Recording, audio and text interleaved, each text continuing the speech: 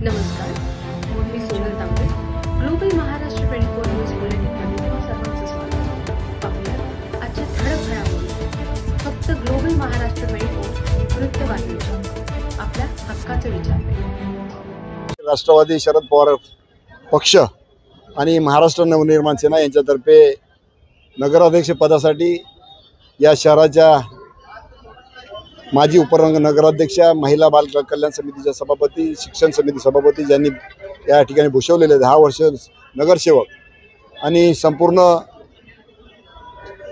अंबरनाथची माहिती असलेल्या आणि कसलाही आरोप नसलेल्या आमच्या एक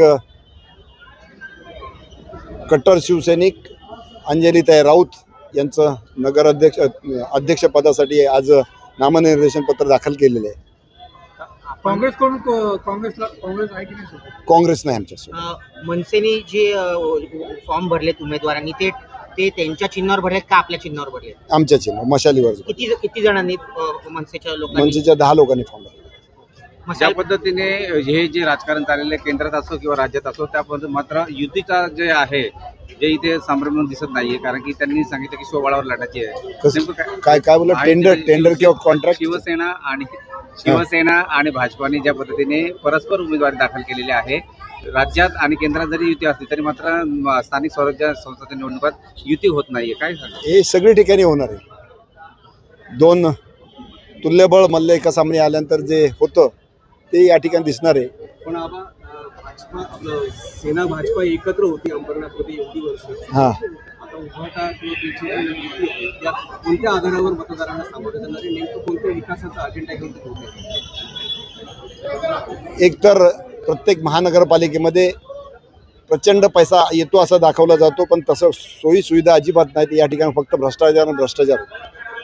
प्रत्येक ठिकाणी गुन्हेगारी वाढलेली आहे. पायाभूत सुविधा ज्या महानगरपालिकेकडून आवश्यक आहे किंवा नगर परिषदेकडून आवश्यक, वॉटर मीटर, गटर, त्याची अवस्था प्रत्येक ठिकाणी आपण पाहतोय. टेल एंडला तर पाणी पोचत नाही, लोक बोंबलत आहेत, पण कुठं प्रशासन एकदम ढिम्म आहे. आणि याचं कारण म्हणजे सध्याचं हे घाणेरडं राजकारण. त्यामुळे प्रशासन अजिबात कानामागे म्हणजे त्यांच्या हालचाल होत नाही.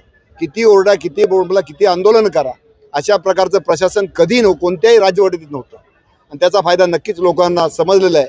पैशाला लोक बोलणार नाहीत, पैशावरच सगळं जोर चाललेलं आहे. पण मला खात्री आहे की आता लोक कंटाळलेले आहेत. लोक विकासासाठी किंवा या भ्रष्ट राजकारणापासून किंवा घाणेरड्या राजकारणापासून दूर होण्यासाठी या महाविकास आघाडीच्या पाठीशी खंबीरपणे उभे राहतात.